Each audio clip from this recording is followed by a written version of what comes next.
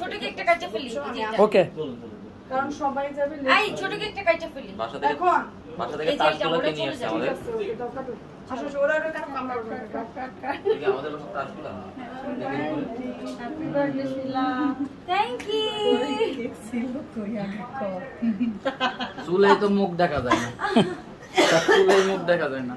আর cake দিয়ে powder শুনতে গেছে। ফ্রিজে ছিল।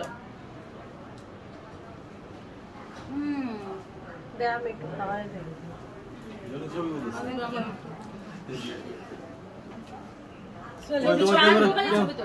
একটা ছবি।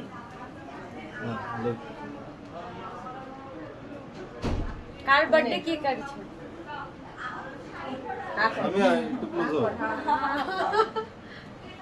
আমি আরেকবার খাই।